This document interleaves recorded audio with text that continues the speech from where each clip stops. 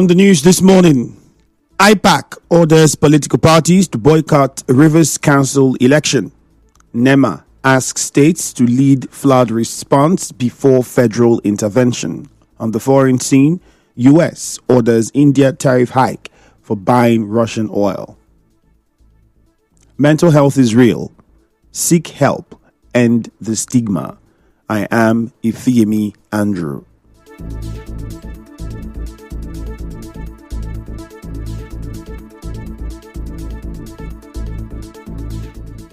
Entertainment presents music.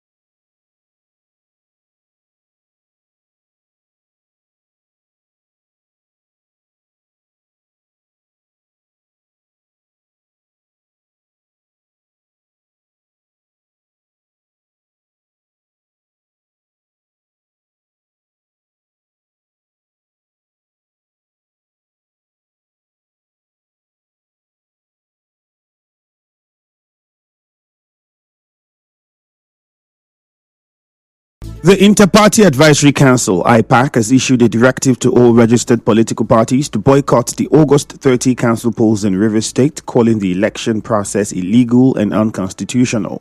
In a letter jointly signed by IPAC National Chairman Dr. Yusuf Dantali and National Secretary Maxwell Ngbudem, dated August 1 and addressed to the Rivers State Independent Electoral Commission, RISIEC, IPAC warned that conducting elections under emergency rule mocks Nigeria's democracy.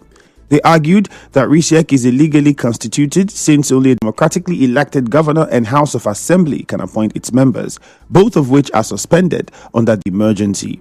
IPAC said the sole administrator, retired Vice Admiral Ibok Ete Ibas, was appointed to restore order, not to organize elections. Reacting to this, IPAC Secretary in Rivers State, Benjamin Ukbobula, tells correspondent Sebiru Wari that political party chairmen in the state are still consulting with their national leadership over the directive to boycott the August 30 local government elections. Today, all the state chairmen just met. So we have called our national to know the position, but we are still consulting. Even if there are national chairmen that gather, we too we have input to put in place. So we are meeting and we are going to come up with a decision. We are still consulting from both sides, especially our national. Ordinarily, they are supposed to copy us, but within season, that there are other parties. We will come up with our discussion openly to the press today. Meanwhile, the former spokesperson of the Labour Party in Rivers State, Gogo Wellington, has insisted that the party is standing by its earlier decision to boycott the upcoming council polls. He maintained that no member of the Labour Party was part of the coalition of political parties that endorsed the elections.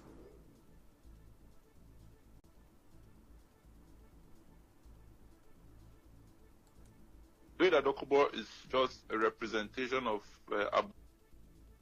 the Labour Party under the leadership of Senator Nenadi Esther Usman is not part of any coalition endorsing an undemocratic local government election, and we are not a part of it. This rape on democracy that is going on in Rivers State called local government election under Ibokete Ibas-led emergency rule. You cannot conduct democratic elections under a non-democratic system when elections are being conducted, because you do not expect the military to respect democratic principles. Wellington also challenged the legitimacy of Hilda Dokubo's leadership, arguing that her faction has no legal authority to represent the party in the state. Beda Dokubo is just a representation of Aburi's illegality in Rivers State. And as we know of recent, the INEC has made them to eat the humble pie by making them understand that they have no legitimacy as leaders of. The INEC rejected the list submitted by the Aburi camp for the AMAC elections and for other elections that are supposed to come after the Anambra election. There is only one statutory neck in the Labour Party, that which is also led by the governor of Abia State. However, Hida Dokubo insists she remains the rightful chairman of the Labour Party in Rivers State. In the meantime, a security analyst, Ukechi Smith Dibia, has called on security agencies, particularly the police, to adopt strategic policing measures ahead of the August 30 local government elections in Rivers State. Mr. Smith Dibia made the call in an interview with correspondent Emeka Otuka while reacting to concerns raised by electorates and political parties over the conduct of the polls. He said concerns raised by electorates and political parties must not be taken lightly, stressing that any breach of law could create an avenue for criminal activities. He urged security agencies to give special attention to protecting critical government infrastructure. He also said that some individuals may attempt to exploit the election period to commit crime.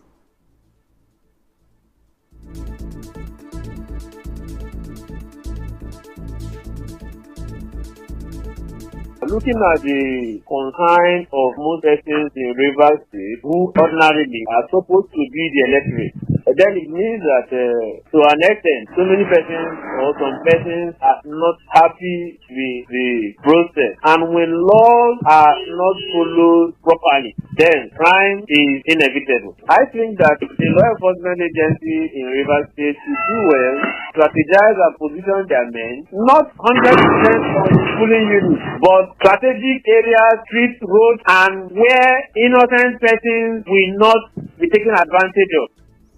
As you may know, there have been several complaints from individuals and political parties regarding the 21-day notice given for the conduct of the upcoming local government election, as well as concerns surrounding the emergence of candidates from some political parties. Moving on, the head of media, National Emergency Management Agency, NEMA, Manzo Ezekiel, says Rivers people should first expect the state government to respond to the flood emergency before looking to NEMA for support. As you may know, the federal government, through the National Economic Council, approved 3 billion naira each for all states and the FCT, while 10 billion naira was approved for NEMA. Ezekiel, in an interview that correspondent Oyeka Chiwusu said, Rivers State has benefited from some of its interventions this year.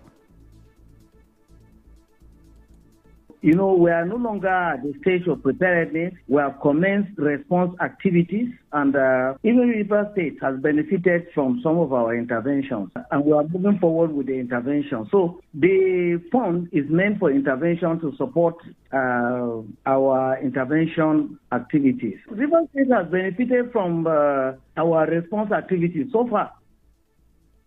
An environmentalist, Nimo Bassi, says the flooding problem in Rivers State can only be solved by proper analysis and planning. Bassi said the flooding problem in the state is connected to other states and can only be solved through a central coordinated effort.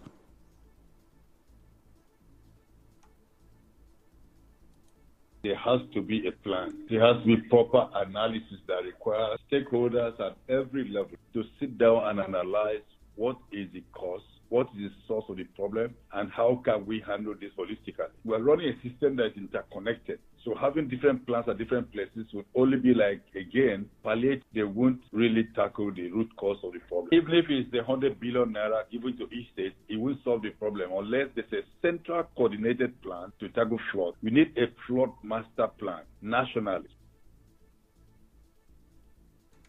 The environmentalist also faulted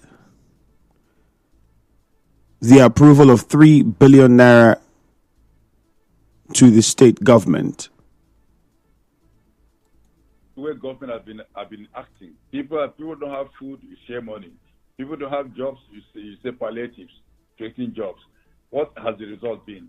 All this rush to make it appear like we're doing something without having a really planned solution would not solve the problem. So states will get the money, of course.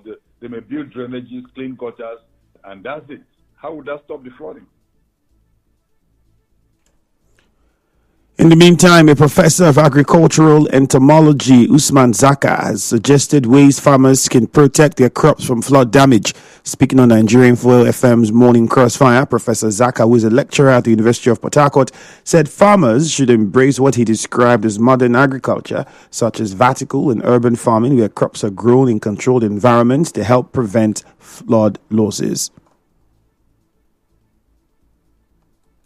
We cannot prevent floods, but we can do some things that can enable us. For instance, it is high time for farmers to embark on what we call modern agriculture, modern farming. We can venture into things like vertical agriculture, or what we call urban agriculture, or use of screen house, a place where everything concerning that crop is automated or is controlled, including floods. If a farmer is using an elevated platform for planting, using vertical agriculture, it will be of help to him. Still to come, WAEC under fire as results portal shuts down. Stay tuned. Opo Club.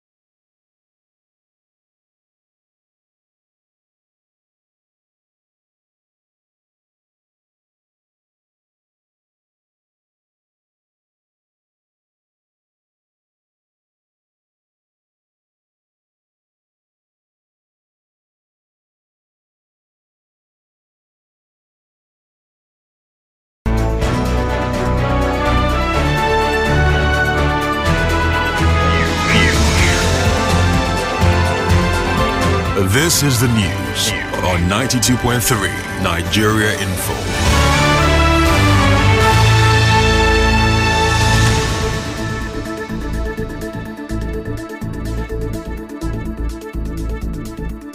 The Council of Traditional Rulers and Chiefs in Egi Kingdom says it has dethroned Eze Victor Egbo Elenwa as the Eze Egi III, Eze Ogba Uku, over alleged gross misconduct and high-handedness.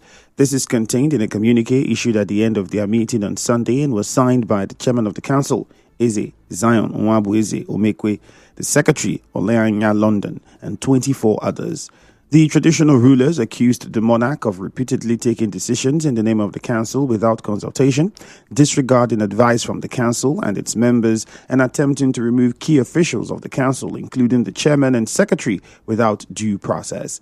The communique further said Eze Elenwa is no longer considered fit to occupy the stool. This, Eze Elenwa said his purported dethronement by those he described as suspended individuals is null, void, and criminal. A statement by his media aide, Dennis Ile, said Eze Elenwa remains the undisputed and legally recognized monarch of Egi Kingdom. Away from that, a retired chief magistrate in the Rivers State Judiciary, Ejike King George, says he has sent a petition to the Rivers State Commissioner of Police over persistent threats to his life. The retired chief magistrate said the constant threats to his life started when he spoke against the emergency rule in Rivers State on national TV.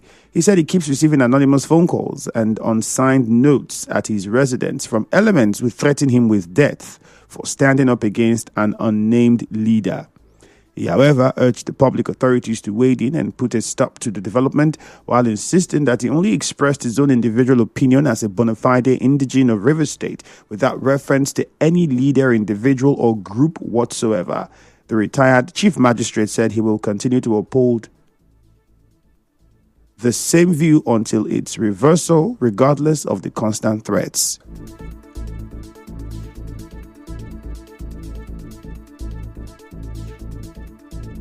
It is rather unfortunate that we now live in a society where folks can no longer express their own individual opinions over issues that not only affect them, but may even, at the long run, affect the lives of their children and grandchildren. What politics does is to create direction for effective leadership, which in turn translates to development. And by this, I mean healthcare development, educational development, provision of shelter, and even most of all, provision of security within.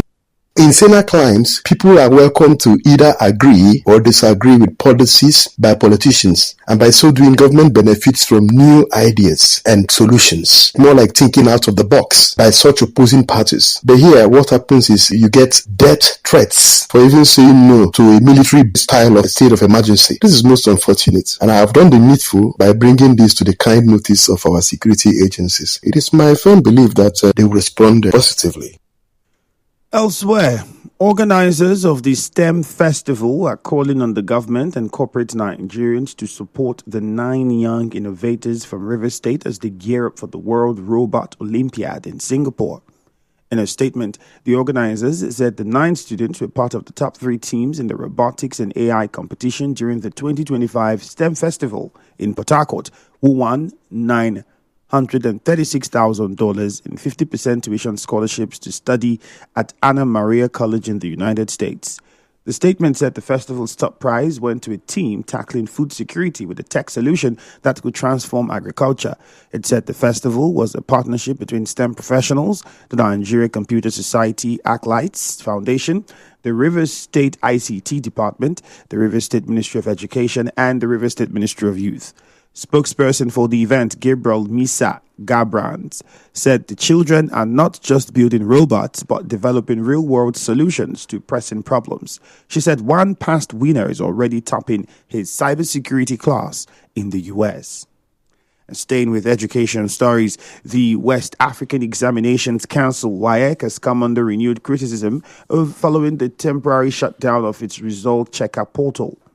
This is amid ongoing public outcry over widespread failures in the English language in the 2025 West African Senior School Certificate Exams, WAEC. The council announced the suspension of the portal via its official X handle on Wednesday evening, citing technical issues. The announcement has intensified criticism from candidates, parents, and education stakeholders, many of whom have questioned the credibility of this year's results.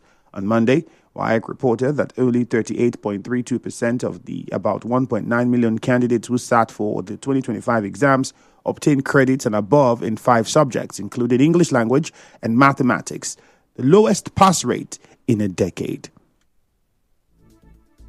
In other news, former President Goodluck Jonathan has condoled President John Mahama of Ghana over the air mishap that killed 2 ministers and 6 others.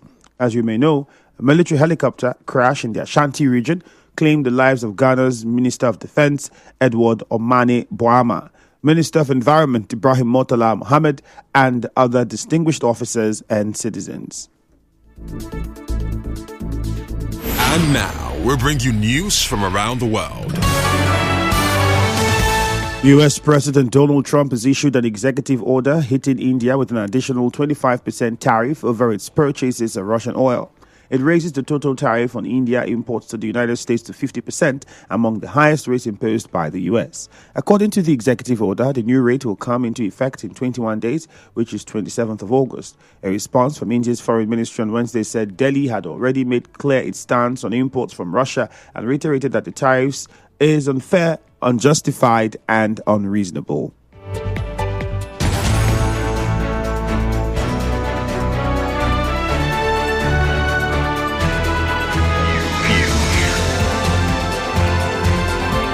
This is the news on 92.3 Nigeria Info.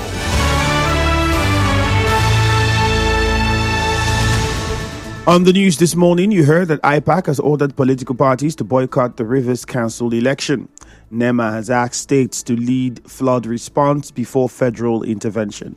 WAEC has been criticized as results portal shuts down. On the foreign scene, the U.S. has ordered Indian tariff hike for buying Russian oil. The news was edited by Chioma Ezewafo. To reach the news team, send an SMS or WhatsApp message to 0808 721 7215. My name is Ifiemi Andrew. Good morning and thank you for your time.